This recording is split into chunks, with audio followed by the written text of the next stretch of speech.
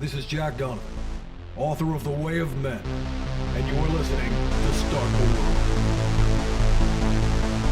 All right, my guest today really needs no introduction. To millions of men around the world who follow him on YouTube, who follow his lifting, who follow his spiritual advice, who go to his grounding camps, who've watched his speeches at the 21 convention. He is the man who wants to make men strong again, Mr. Elliot Hulse. Elliot, thanks for coming on. Okay, for coming on the show. You got it, Jack. Thank you, man.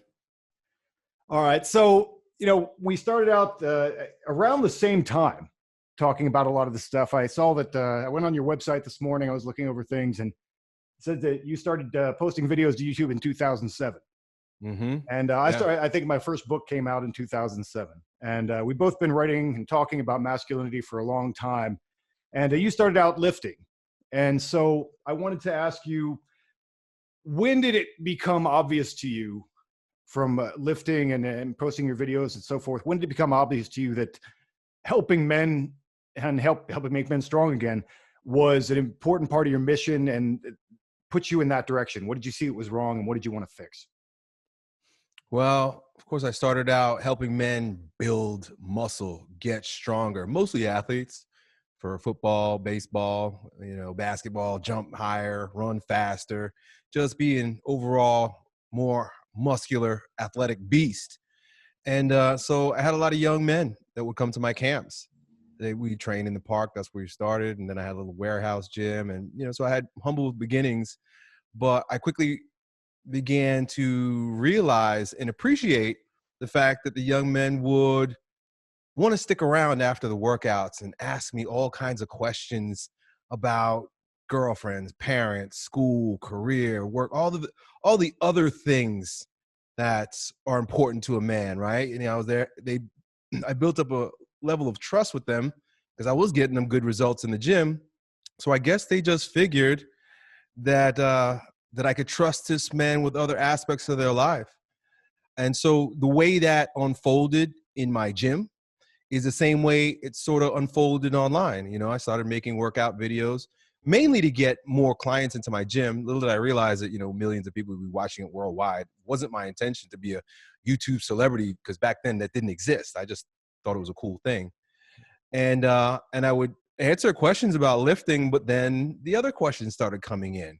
Questions about girls, about parents, about school, about all the other things. And apparently, they enjoyed the kind of answers that I would give. And so that kind of just evolved, So I kind of had like a two-pronged approach.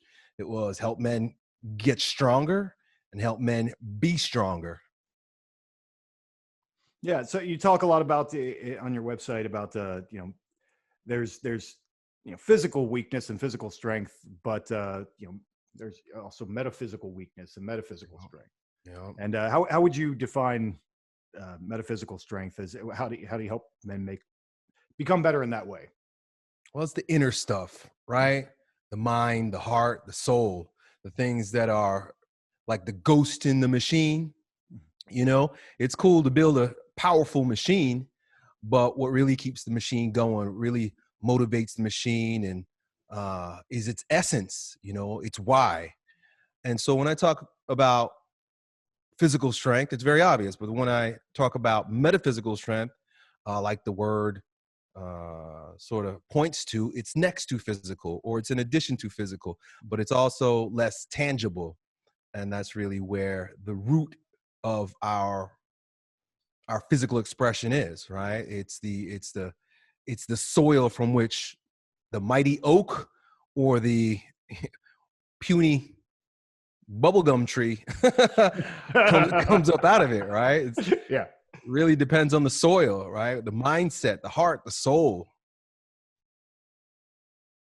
Yeah. So, I mean, what are some of the ways that you help build that with men? So what's lacking more than anything in our world, particularly as it relates to men, are strong father figures, strong fathers, strong men, strong elders, men that young men can at least trust with their concerns, their problems, men that mirror young men, that understand young men, that are willing to put themselves in their shoes and support them in becoming all that they hope and maybe that the world has convinced them that they could be, but from a practical place, right? That's what practical patriarchy was all about. That's what the fathers did for the young men. And that's the big thing that's lacking right now. So if I have to recognize what I do at its root, at its core, I'm a father figure. I'm a father to 4 children. I've been married 18 years, married my high school sweetheart. We've been together for over 26 years. I had a strong father. I come from a strong family. My father is a patriarch. He's an alpha male leader. And I realize how much of a blessing that is. And I realize how rare it is.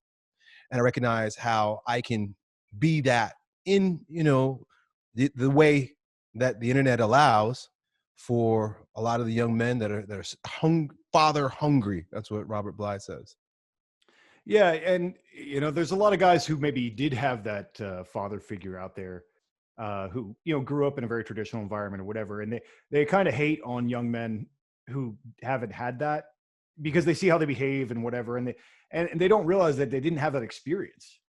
Right. Like, you have to meet men where they are, not where it's like, well, he didn't grow up like me, so he's an idiot, I see a lot of guys who were interested in my work who, I always say they come from 2 camps. There's either the camp that, they're, done military service. They've had all that. They've done all those things. They've done all the man stuff, and they just look at my work and they're so like, oh, you were right. Right. Yeah, that is correct. That is what I understand. And then you have dudes who are starting at like level 0, right. Like, what? Oh, I should be more like a man. All right. Well, how do I do that? Right. And so, it's important, I think, to recognize that there's a need there. And I think that's what you do as well. Recognize that there's a need, that these guys haven't had that kind of leadership, and they haven't had some kind of father figure, and they haven't had any guy who actually wants to make them stronger, because the whole world right now is telling them it's okay to be weaker. Mm-hmm. Yeah. The world is designed in such a way, I call it diabolical disorientation, where up is down and down is up. Oh, yeah. Male is female and female is male. Everything's so freaking confused that even if you grow up, like, I gotta use myself as an example, but though I grew up with a father and with a strong father, because I was conditioned by the media, the music, the schools, I not only didn't recognize the blessing of having a strong father, but I resented him. And so there's this push away, they call it toxic masculinity. There's this push away from traditional masculinity. My father grew up in the jungle. He knew nothing about intersectional feminism. Right. He knows nothing about this garbage. All right. He grew up in the jungle. It was the law of the jungle. And he's the type of man that he had to be in order to literally survive. And so he didn't deal with our bullshit complaints. He didn't honor our flimsy requests. He had his way of doing things, and that was it. And so I saw my friends who now in retrospect, I recognize, oh, they had weak dads. I saw my friends that could do whatever they want. They could say whatever they want. They could go wherever they want. They had very little boundaries. And where that ultimately led, which is most of them live pretty degenerate lives at this point. So even in a world where there are no strong men, when a strong man shows up, people don't know how to respond or react to him. They don't know what to do. They get freaked out in the same way that people react to Donald Trump, because Donald Trump represents the strong father they never had. They rebel. They just want to fight. They want to pull out their hair. They can't stand it that this man is so strong, and we can't use shaming tactics to pull him down and to bend him to our feminist will. Yeah, no, I mean, it's a really natural thing, I think, when you're younger to be like, screw you, Dad, I don't like your rules. That's men have been doing that since the beginning of time. That's what you do. But because you're trying to make yourself independent. And I did that too. I mean, a totally different person 20 years ago. And, I had a pretty strong father figure as well. And what I actually got from him was he was actually handicapped. My dad actually had polio. So he also has no sympathy for the virus thing, Yeah. He had polio when he was a kid, but he was always of the mindset of that older school mindset of like, well, okay, so I have that. Well, I don't want people to feel sorry for me. I just want to be better. Right. Like I just want to be treated as I'm normal, and I'm just going to do what I'm going to do in life and be successful anyway. Right. And so he was There's very no much on value that to being a page. victim. Yeah, exactly. Like everybody wants to be a victim now. And my dad was like, my favorite thing is whenever somebody asks him about his limp, he's like, oh yeah, I was in a car accident. Like he doesn't go into the story and make people feel sorry for him. So I was lucky in that way too. I had a little bit of that. Now you have so many people that are, telling men that it's okay to be sad. And that's the easy path, right? Right. It's the easy path to just like, hey, you don't have to be anything. You can just be how you are right now. And that's perfect. Yeah. And that's the message that they're getting. And it's kind of a mom message, right? Yes.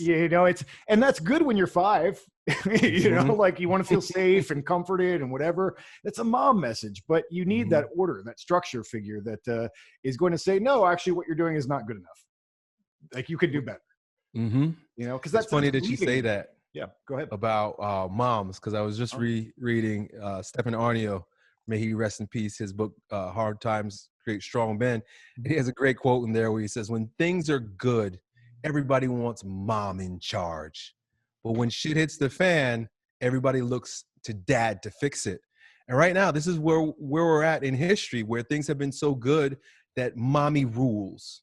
Everybody wants it's the mommy culture, the cuddle culture, the you're good enough culture, which is completely soft, degenerate, and is not life affirming. Is not life affirming for men.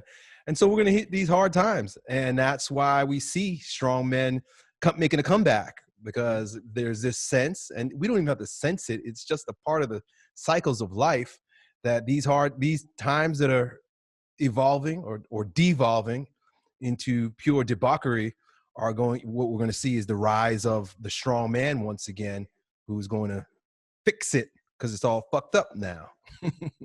Man, I hope so.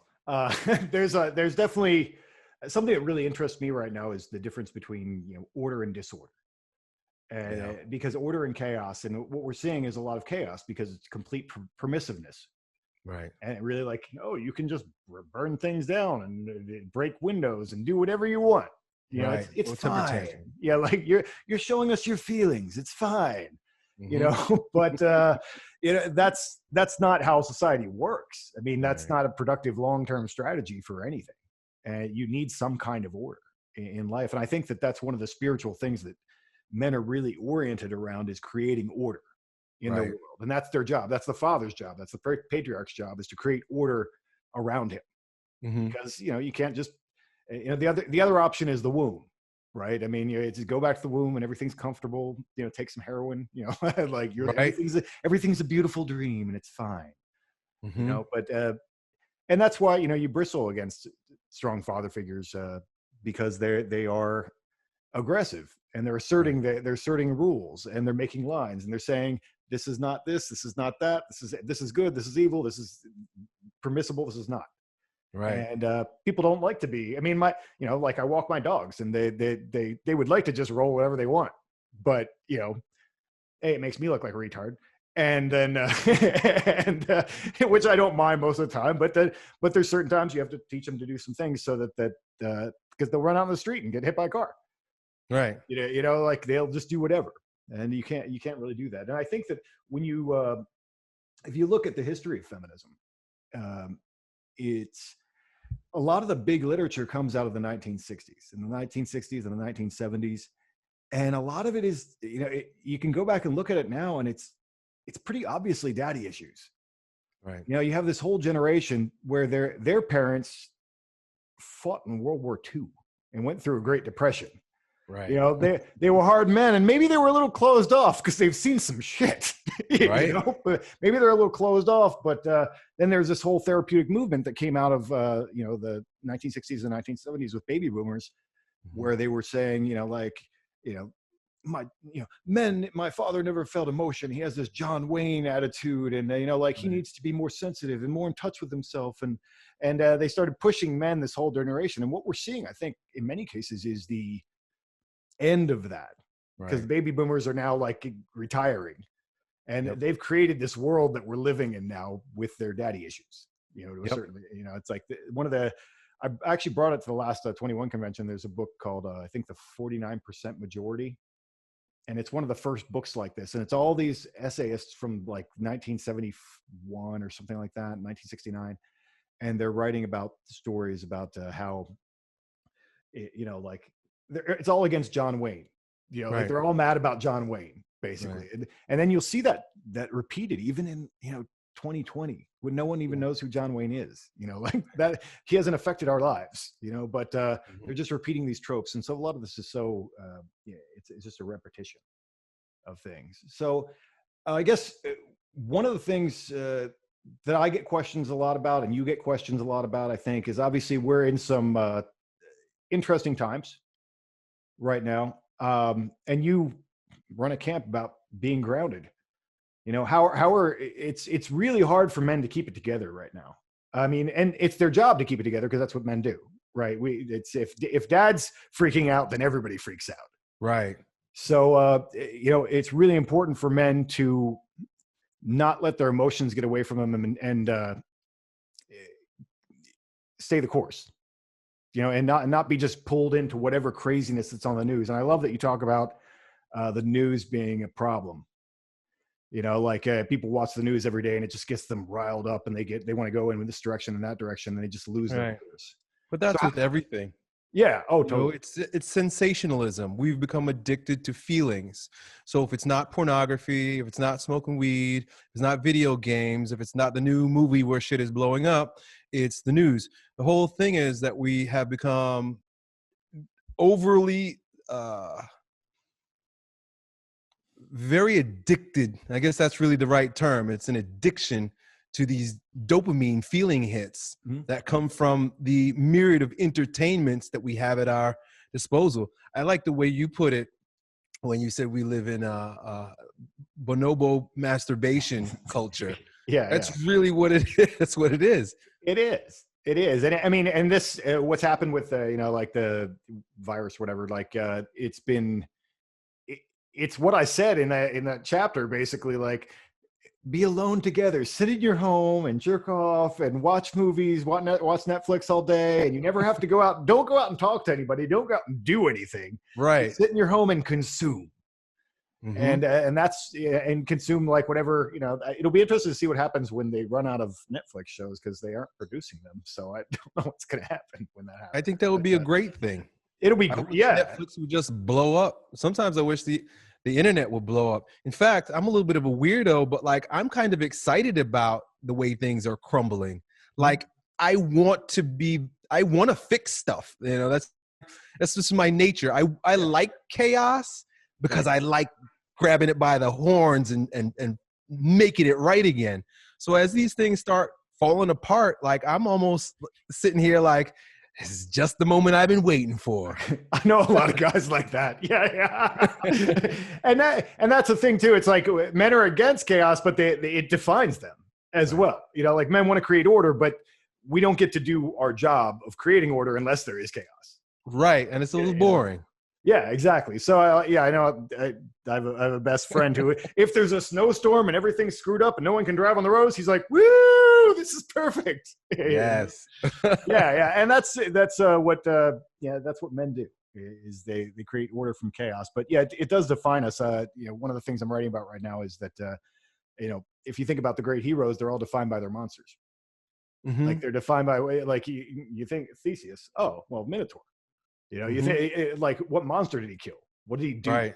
You know, and so we're defined by our monsters in some way. So this time that's happening right now is our monster, depending on, you know, how it evolves and whatever. but it's definitely as the opposed monster to fighting fake monsters, right? right. Video games. With the video games. Yeah. So it's all make believe stuff, and it's interesting because given the affluence and the time that we have in our hands, you would imagine, and maybe our ancestors perhaps use this, affluence a little bit differently, but this is a time where we can actually go in and battle inner demons. Like you don't have the wolf literally at the door. You have everything that you need. So why not take the moment to turn in and look at the inner dragons and evolve that way? But I guess that's difficult when you've got instant porn and video games at your fingertips, so you could just numb yourself with fake dragons rather than going and dealing with those inner dragons, until the inner dragon, as you may know, gets so ferocious that you can't ignore him anymore, and then you have a crisis. But that's usually, again, that's a good thing.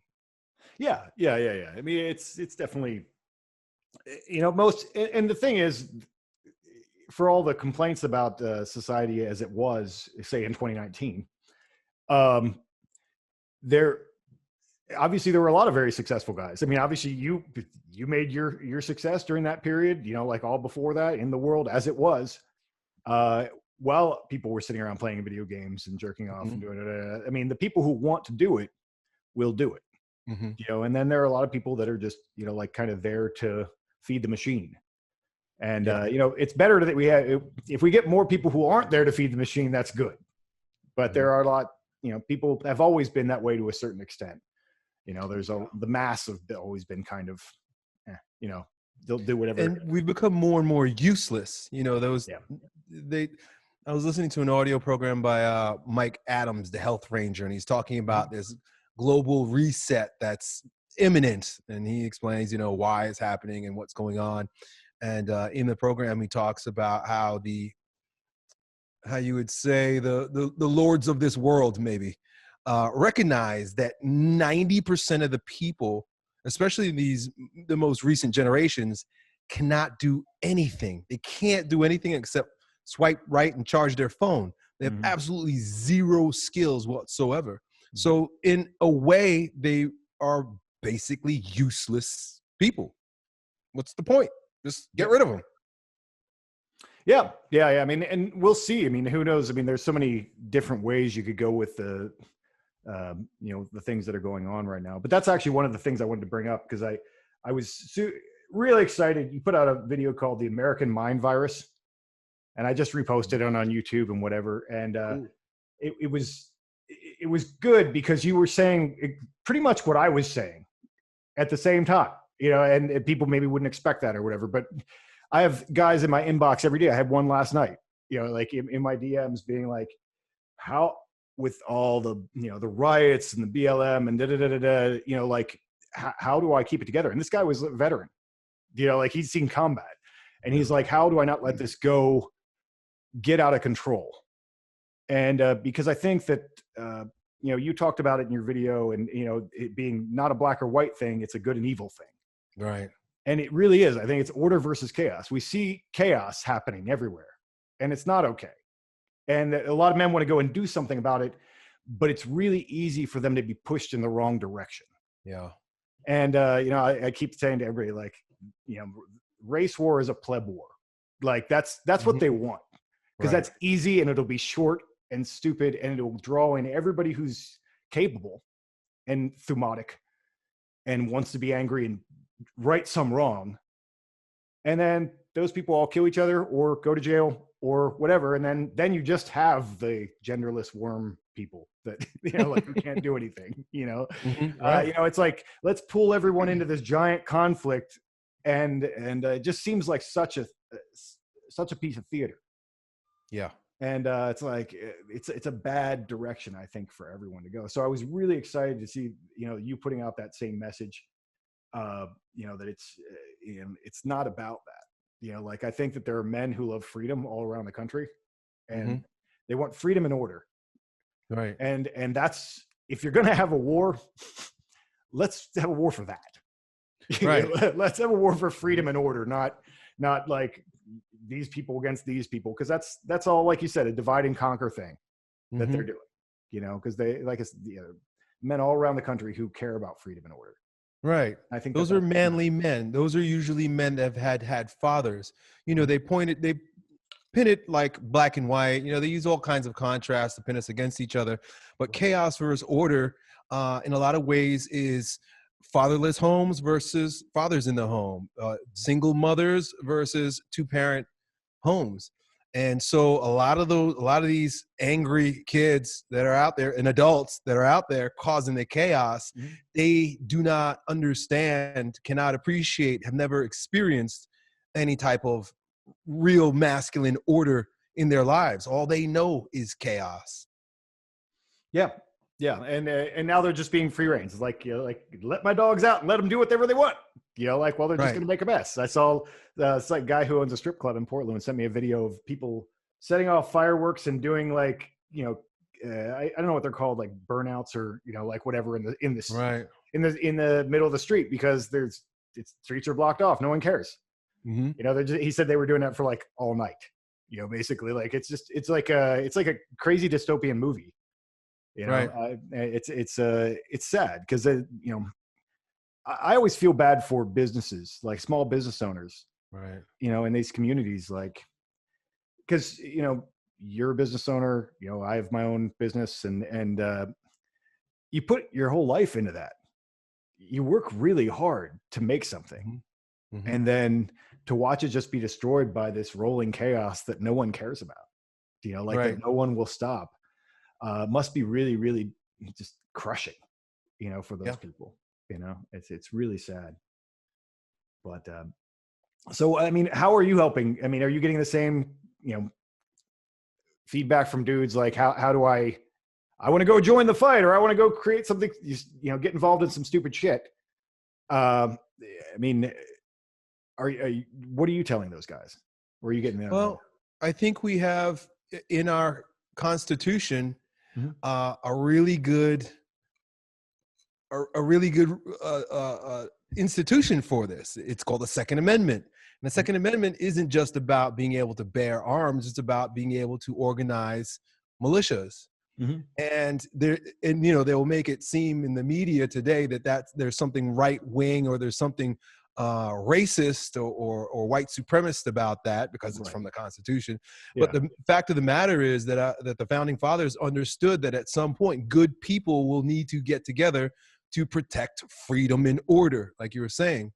And so I've discovered and have been urging the men in my programs to check out your state's law rules are on it, and if there is any organized state militia.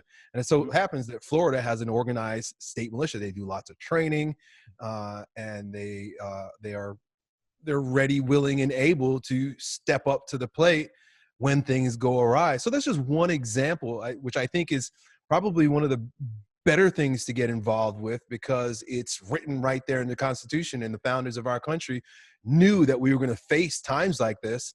And so they put that in there so that we could defend ourselves, we could defend freedom, we could defend the Constitution, and so that out of the chaos, perhaps some order will be reestablished. Man, I hope that's the way to go, because I don't think the people playing in the streets realize that what happens if you flip that switch. You have 20 years of war veterans that have already been places killing people. Right. Like that, there's a lot of experience and a lot of weapons out there. And, I think that, I'm actually amazed that things haven't touched off more than they did. When things first started happening, I was like, I actually put a video out, which I pulled down later because I'm like, now I'm mad. But at first I was like, when Corona first came out, I was like, hold on, don't go crazy, because I know so many guys who are like, it's time, and I'm like, hold on, like let's see what's happening now.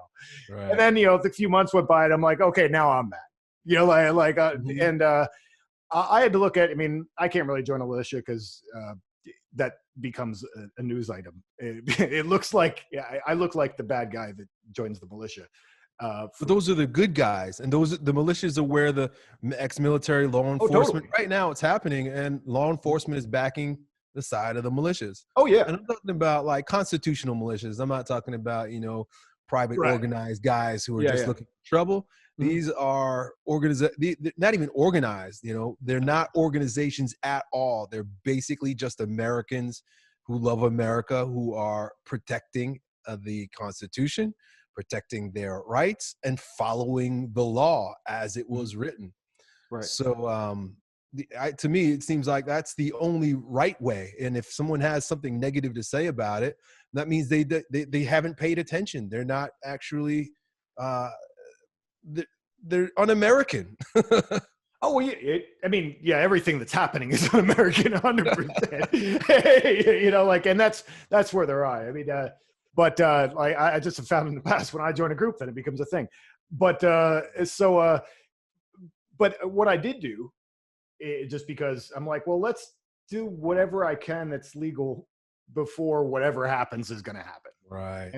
And I didn't make a big deal about it because I wasn't sure how it would be taken or whatever, but I've volunteered 3 or 4 times I've been sitting out at the Recall the Governor booth taking signatures with all the little old ladies and whatever, like doing I'm like, this is what we have right now. Right. Like, let's do something that's positive, because I didn't know what to do. So I'm like, I'm going to do something that's positive and see if maybe we can get this evil woman governess thrown out and at least kind of send a message. Right. And that's the starting thing. I mean, if you look at actually the American Revolution, I'm actually reading George Washington's biography right now, the one by Chernow. And if you read that and you don't feel like you've been lazy, then you're pretty awesome, because that dude does a lot. Yeah. He got a lot done. And but if you look at the way that those guys handled that, I mean, they had several years of like sending petitions and protesting and be like, until there was finally like, okay, well, there's nothing else that can be done. Right. They were all rich landowners that are like, they were being screwed, and I think that that's probably what has to happen if anything real is going to happen, that, you actually have to get some people with some money and some interests that are being screwed involved, because that's generally how it works. You can't just Where be are a the bunch of guys who are lawyers? mad. Yeah. That's the first thing I asked when all the mask mandate started happening. I'm like, where are the lawyers? Because really, you're right. That's where the battle begins. Yeah, absolutely. You need people who are invested on that level, and some just kind of interested to see, like, because there's a lot of manly dudes out there, and they're online, they have big names and whatever, and they have that kind of background, and they have all this going. I'm like, just interested to watch as how many of them jump forward and be like, okay, that's my line. Like that. No, we're not doing this. Right. So it'll be interesting to see how it unfolds. I think, like I said, we're in interesting times for sure. Mm-hmm. But so what are some of the things that you're most excited about now, aside from chaos and taking the bull by the horns? Well,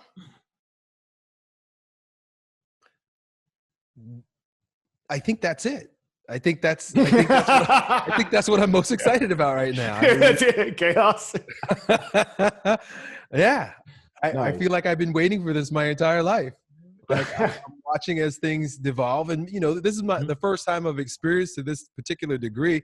I think every election cycle, there's probably some form of chaos, and in some way, shape, or form. But it seems like it's reaching a climax, and I don't want to be pretend like I'm a prophet or anything like that, or honor prophecy too much, but it's been written that we're going to reach this moment of tribulation and chaos and challenge, and I'm ready for it.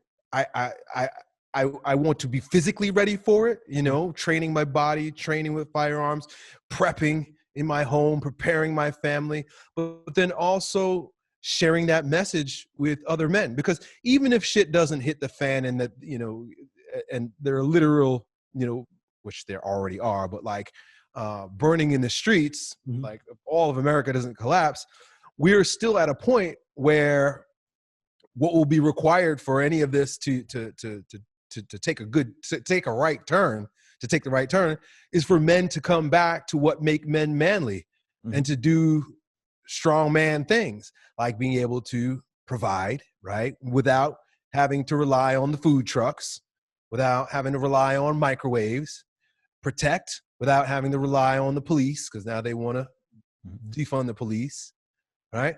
And prepare for the inevitable. I think that's what men did in order to create civilization anyway, was to fight against or to put boundaries up against the chaos of darkness. And things have just been way too easy. Like I kind of am resentful about how easy things have been. I kind of look for trouble. And if I don't have enough trouble in my life, I'll go and get into trouble. But now it's like is climaxing, and I'm like a kid. I'm like, yes, woo! Right. It's the perfect time in my life. You know, I have a home, I have my family, I've got enough resources. I'm ready. Yeah. I mean, it's it'll be challenging. I mean, I think that, in many ways, like the whole defund the police thing, I kind of want them to do it. You know, like okay, this is a teachable moment. Like I want them to do it, and then for everyone to see with their own eyes what happens. Right. You know, and not just like a bunch of kids in universities saying, you know what would be cool if we had like community policing that just like shamed people for doing wrong things. No, that's not what works. My best essay I ever wrote, most shared thing I ever did is called Violence is Golden. And that was really, people always think that it's like me wishing that, I wanted to live in a third world country and be surrounded by violence. And no, it's just me understanding how the world works. Me like figuring out as an adult, like, if you take away the people who will stop someone else from doing something, everybody can do whatever they want. And most people will take advantage of that. Like most people will. Most people are pretty good, by nature. They'll behave themselves within a certain parameter. But, we all break the law a little. We all speed a little bit in the car. We all do this, and, push the boundaries a little bit. And if there are no boundaries and there's no thing that you're going to get caught for, that's complete chaos. That people will do whatever they want. I mean, the only reason someone doesn't break into my house at night is because they think they're going to get caught. They're not even worried about me. Because they don't know me, but some stranger kind of trying to break into a house, the thing that's stopping them is that, eventually some men with guns are going to come and put them in handcuffs and put them in a concrete, like playpen for forever. And so they don't do it, unless they have no ability to plan whatsoever, but if you take that threat away of those guys with guns coming to forcibly take you away, because that's violence, then you have a problem. So you just have mass chaos. So, I mean, I'm glad I don't live in a big city. Right. That I was really glad I didn't live in a big city, like as this has unfolded. I'll probably move here soon, I think, to a slightly bigger area because I'm bored. But there's not enough people here. There's not enough cool dudes doing cool things. Yeah. But yeah, I think that I was glad I didn't live in a city, but I do see that in the cities things are going to get really bad, really fast. Because people just don't realize how protected they are and have always been their whole lives. And so I want them to defund the police. Do it. Yeah. Do it. Let everybody know. Let everybody see. And that might be the kind of like turning point, like you were talking about. If things get bad enough that people understand why rules are there. Right. Like, oh, I sure wish. And as you said, for men as well, as this started and everything's been unfolding, I've talked to a lot of guys who, think that this might be a really good teachable moment for men. Like, hey, and women, like women, like, oh, I might want a man around. Right. This is how the patriarchy makes its comeback. Right. Because like I said earlier, when shit hits the fan, everybody wants daddy to fix it. Daddy is bored right now. It's mommy ruled world. And it's turned into complete chaos. So a number of things that's going to be a byproduct of this is men will be forced to be strong again. They'll have no choice, and women and children will, not because they're coerced, but because it is just prudent to begin respecting men again. Yeah, I mean, if you evolutionary history, there's this narrative that men have always oppressed women, and that's why, Right. we've just been keeping them down for all of history forever. Like it's some conspiracy that men have been doing, but in Right. reality, it's a prudent division of labor. Right. It's a natural order. Have men do what they're best at doing. They need to go out and risk their lives and kill things and hunt things and whatever. Right. And you have women raising kids and Right. building relationships, because it's not like women's only purpose is to raise kids. They also, I always say, if you don't have a woman in your household, you don't send Christmas cards. Right. Well, I like how you say that women represent the future. Yeah. Yeah. Oh, totally. Yeah. They represent the future, and they build all the relationships, and they make sure everybody stays connected and do all these things. I mean, it's women who scrapbook, and there's all these things that women do that are really good for a community and that need to be done that men usually don't care about. That's not what I do. Right. But, I think that, hopefully if people are forced to realize that there is a good division of labor there. Right. And that it's not about oppressing women. No. Not men's purpose is to oppress women. No, that's a Marxist idea that infiltrated our culture through the universities and the media to destroy our culture.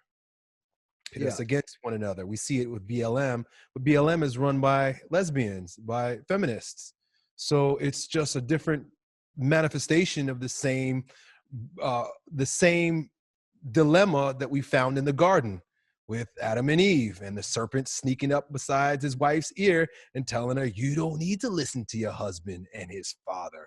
You can do whatever you want. Kill the baby in the womb. Be your own woman. You don't need him. And so it happened in the beginning, and we're watching the blood in the streets right now with BLM as a manifestation of the same thing. Totally. And it's so hard to get people to understand that, because there's so many, honestly, there's so many like white people who they want to do the right thing. They want to be fair and be nice. And so they're supporting this thing and not seeing what it is. Right. Like they're saying, and like that's not nice. That's not like decent, law abiding, cool Black people, Right. who are about freedom and order. It's not that's not what's happening out there. It's like you said, it's Marxist lesbians and people riling up. I think it's really, they're the mirror of white nationalists, in many ways, and those people are fucked up. Right. White nationalists are super fucked up. I know too well, because I hung out with them for a while. And then, it's the other mirror of that. Right. And they're both dysfunctional. A lot of political activists, I think, generally are just really dysfunctional people. The difference is that everybody has adopted BLM as their stepchild, as something wonderful. And I think it's because Satan is so sneaky that he has this. They did such a good job. Take the phrase Black Lives Matter, right, and use that to support this evil Marxist organization. So when you say Black Lives Matter, you can't argue with that, right? Otherwise you're a racist. You can't say Black lives don't matter. The opposite is not that Black lives don't matter. I like to tell people that I just don't support Black Lives Matter. Black Lives Matter is an organization. Black lives do matter, but Black Lives Matter is evil. Yeah. No, I totally agree. And it's really unfortunate that good people who want to do the right thing can't see that. Right. It could, because that's what gives it so much power. It's like if, like Oprah is not just, how about you build a hospital in a Black neighborhood? That. Do something like decent and good instead of just funding this political organization of, comments. There's so much that could be done with all this money that's being thrown at this evil thing. Right. So many that could actually help Black people live better lives. Right. And the other thing, that's what bugged me about it is that, man, all these, like burning down all these neighborhoods and small businesses and stuff. If you want to rise out of poverty, you need a middle class to go to. And everything that's happening right now is kind of destroying the middle class. Right. It's like the middle class is where people who have pulled their shit together and made something of themselves. It's not all just people who just magically have it. You know, like Right. I was driving a delivery truck like in 2007. You know, like I didn't have money. You know, like you just work at something and find out what you're good at and get better at it, and work hard. And that's even a value that I've seen them like take down. Well, Which it's is the welfare state. You don't need to do anything. You don't need to learn how to do anything, yeah, and you're entitled to handouts. yeah. It's an allowance is what it is, really. I mean, that's how you know that you're still being treated like a child. Right. You know, like that's daddy giving you an allowance, or mommy is giving you Right. an allowance every week, and then you can go and play and do whatever you want, and you don't have to like grow up and Right. actually take responsibility for what you're doing. You know, Yep. and that's really unfortunate. I mean, like you said, we've all had it a little easy compared to people who had to dig in the ground for food. Right. We Well, you even have to look too far. I mean, we look at like Venezuela and Argentina. Yeah. These are countries that lived in the type of affluence that Americans take for granted. That with the flip of a switch, Yeah. they're digging. They're not digging in ground. They're digging in dumpsters. You Yeah. know, they're wearing normal clothing like you and me, digging through dumpsters. And if we want a good look at what's in store for us, if we keep going down this route, well, then we have it. A really good contemporary example in Venezuela.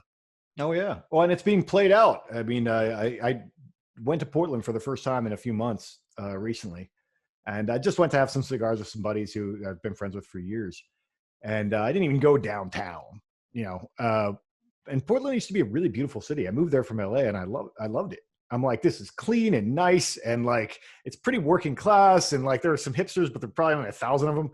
It was before Portlandia and everything, and it was a nice place. It was a beautiful city, and it is a garbage dump now.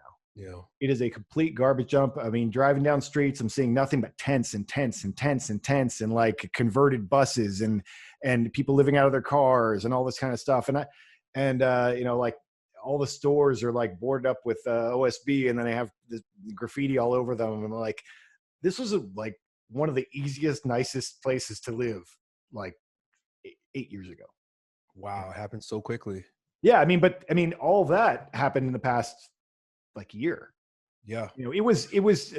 Portland was becoming so affluent that like, and their streets weren't built for it. It was one of those smaller kind of cities that all the stores, they started, I know, because I used to drive a truck, and you couldn't drive a truck through these places to deliver the fancy food that all the hipsters wanted to eat. Like you still drive, truck drivers still have to get through there, and so there just wasn't room for all this growth that they were having. And now it's just a dump. And I don't know if anyone would ever want to put money back in that city for a really long time. Yeah. And I think we're seeing that happen in New York City now. Yeah. Since COVID, LA, of course, has been a shithole for a while. A lot of the cities, that's people are fleeing. People are leaving the city if they can, because the cities are going to shit, and they're all Democrat-run cities. Yeah. I mean, I really like the way you pulled Adam and Eve into it. That was a good. It's always good to use myth. I mean, that's what myth is for. Mm-hmm. Right? Myth and religion and all that. I mean, that's what it's for, is to tell a story that makes sense in a way that is universal. I mean, that makes sense because we're watching it happen now. It was happening then, and all myths and all cultures are really like that. You look back at and they're like, if you've lived some life, you're like, you and I are a similar age. If you've lived some life, you're like, yeah, I've seen that one happen. Yeah. Like if you're a kid, they all seem crazy. But like if you look at the underlying message to so many things, myth is important just because it tells a story in a way that is relatable to everybody, but you're going to watch it play out again and again and again. Yeah. So what are some of the other, myths and stories, because you incorporate a lot of stuff into your grounding camps and so forth. I mean, I remember when I first kind of became aware that you were speaking at 21, and I was like, I was checking out. I mean, I knew about you years ago, but like I was checking out your feed and whatever, and I had just been out to Antelope because that show had been on about Osho, and you were quoting Osho, and I was like, what? I'm like, that's I was a big crazy. Osho Cool. fan. I mean, that was a good show. Like they did some cool stuff, and they're not wrong about everything. But because I live in the town, because right now I live in the Dalles, the town where the poisoning happened. Wow, that's where you live. Yeah, that's where I live right now. Amazing. Yeah. So yeah, it was only like a 2-hour drive. I drove down to Antelope to see where they saw some of the old, buildings that they had that are still down there. Wow. And I just wanted to check it out because obviously some history happened that I had no idea about before that show. Yeah. I was interested because obviously that's some very Eastern stuff. Yeah. So what are some of your favorite things that you pull in to help convey your message to men? Well, any message that I share with men come from my own internal search, my own seeking. And so for me, being of mixed race, growing up in Long Island, New York, one of the questions that adults and even my peers would ask me is, Elliot, what are you? Right. And so it's kind of a very obvious question when they were asking me, but it's also a very existential question. And one that I wrestled with from the time I was a kid, like, what am I? And so I just happened to maybe be around 12, 13 years old. And I was in the library, and I came across the philosophy section, and I found a book that said, what are you? Like, what are you really? I think was the name of the book by a quantum physicist and also a Buddhist by the name, I think it was Apollo May, I think was his name. Mm-hmm. And my mind was blown when I started reading about religion and science as a means for self-exploration. Mm-hmm. And so that led me down, all kinds of rabbit holes my entire life. I didn't grow up with the internet, but when I was in college, maybe like my first, that's maybe like 1998 or something like that. And my brother and I, we would get on dial-up, and we would use Napster, which is a file sharing. That was way before YouTube, way before iTunes and all that shit. And we came across the work of Alan Watts. And we'd be sitting there, I must have been like 19, 20 years old, and me and my brother would just sit there for hours on end listening to this witty English dude talk about the religions of the East, Buddhism and Hinduism and Taoism and the living philosophy that came out of them. And it just resonated with me so deeply. I grew up Catholic, and also living in the West, where Christianity has been all but destroyed through feminism. Christianity I didn't feel like it offered me much, right? It doesn't offer men much at all because it has been subverted by the same communists that are destroying our schools and our media and Hollywood. So the church has fallen into apostasy as a result. And I could see that now as an adult when I look back. But I was seeking. I wanted something. I wanted to know who I am. Why am I here? What is God? And what is this all about? And so that thirst, which has never been quenched, I don't think it's ever really quenched, began to receive some quenching at that age. And so I've explored so many different religions and philosophies. I'm grateful for the fact that the internet has exposed me to all these ideas. But then at the same time, it could also be daunting, right? Because they're all truths, right? Depending on who you ask and in what context and when and where and why.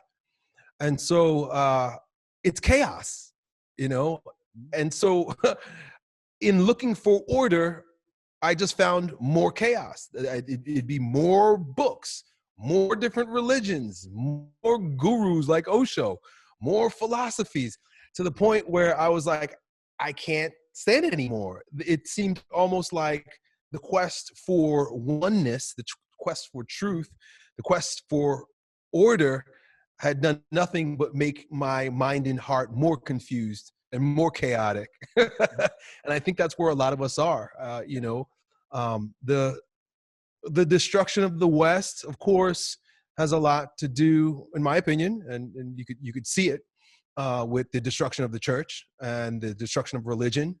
But at the same time, the infiltration of all kinds of new age stuff, which does, among other things, creates more confusion, what to believe. So, we're at the point here where everything is completely subjective. What do you feel? What do you want? What do you think? Which is the complete antithesis to order. There's absolutely no order when everybody's whatever they want to be. Yeah. And everybody can think whatever they want. Your truth is one of the terms. Yeah, your truth. Yeah, exactly. They're I see they're like, plankton. They're just kind of floating around, and whatever hits them, and they're just floating around the ocean. And there you go. Whatever's stylish for the day, whatever's the new trend in religion. Exactly. But I mean, that's what one of my projects is going back to, connecting a lot of dots. Right. Because that is a cool thing about the internet in this age. This is our fate. This is our fate to see all these things. This is our age. And so, and Nietzsche said, you have to love your fate. And so you go back and connect all these things, and then you start to see how similar most of them are. I mean, you say, like, what happened to the Christian church and what happened to so many religions is they get kind of like, watered down and become kind of feminine and milquetoast and whatever. But if you look at the oldest stories in the world, I mean, I started out with the Germanic stuff, but then you look at the Greek stuff, and you look at the Roman stuff, and then you look at the Vedic stuff. That's all connected super tightly. The myths are basically the same. And then even jumping a culture that's not Indo-European, you go into like Sumeria, and Marduk is Thor. It's basically like their Marduk. What he did, he has to go kill a monster, and then like Odin does in the stories, tear it apart and build the world from its corpse and create an order from this chaos. And it's just the same story. And that's like one of the oldest stories in the world. It's like written on tablets. And and so all these stories have a lot in common, and there are a lot of the ideas that we're talking about. Like that men have always been in this conflict between order and chaos, and that's what defines them. It's always been around. And so I think that's all there. And if you could pull it together, there's all this confusion because you have all these different, like, kind of feminizing messages, and you have these communist messages and all these kind of things that have to do with, I always connect them to Nietzsche's concept of resentment, which is, basically like jealousy. Like, and that's what you see, like, give me a handout, give me a thing, I deserve this because I'm alive. Like, you have the things and you shouldn't have them. I need the things too. I mean, that's all resentment. I mean, and so much of this society is based off of resentment. And so I think it's really interesting to connect the whole dots. And what you said about figuring out who you are, it's a very American question. It is very egocentric, narcissistic. that too, and I'm totally fine with that. But but it's a very American question because Americans are they're all from different places in Europe. Like the original, like they're the settlers. They came here, the colonists and whatever. They're all from different places in Europe. So you have Germans and you have Irish, and they were all racist against each other, and they didn't like each other at all. And then over time, they kind of become Americans. Right. But they're not any of those things that they used to be. Right. Like, I mean, I can go to Germany and be like, hey, I'm mostly German, but I'm not German. Like, I didn't grow up in Germany. That's not my home. Right. That's not that's not who I am, really. I'm an American. Like, I've always been an American. Right. And so it's a very American question. Like, who am I really? Because people are looking for this old answer. Right. Like, what am I really connected to? Well, you're connected to the whole world that came here. Like that's what America is. Yes. And so, like, it's a way to figure out what matters. And it's a bit of a tangent, but the Indo-European myths, there's a bunch of cattle rustling in it. Like, in all the old myths, there's like, who stole the cattle? The hero went and got the cattle back. And that's the American story, because it's like a new place. Like, there's so much of like the really old world that happened again in the new world. So I think, you know, that answers it for a lot of it to a certain degree. You know, like Yeah, I appreciate you're that. American. Yeah, Mhm, you're yep. American. You're American. Yeah, and then that's what we're. And we have our own weird constitution, and not just the physical one, but our own makeup. You know, like Yeah. The Americans United don't like being States. told what to do. That's for sure. Mhm. You know. Yeah, right. You know, I mean, we definitely have that streak in us still, I think, from the revolution. Yep. It's part of our culture and part of who we are. Yep. So anyway, what do you have coming up? Well, we got the 21 convention. Yeah, I think I'm just coming to watch it and hang out. That's cool, man. You know, Great place to be. Yeah, yeah. So you're speaking at that. Any preview about what you're going to talk about? Nope, I have no idea yet. I have actually last night in the shower, I was thinking about some ideas that came up, but we'll see how that unfolds. Right. But I'm really excited about what the event stands for, you know, about making men great again, but then also the patriarch event for fathers. I really think that's where the linchpin for all of this is going to be when fathers are strong again, families are strong again. That is the cellular nucleus of our society. If the families are weak, and as a result, men are weak, so the families are weak. The whole society is suffering. That's why we're suffering. We're suffering because men are weak and the family's weak. And then I love the idea that making women great again is is something Anthony decided to put together. Yeah.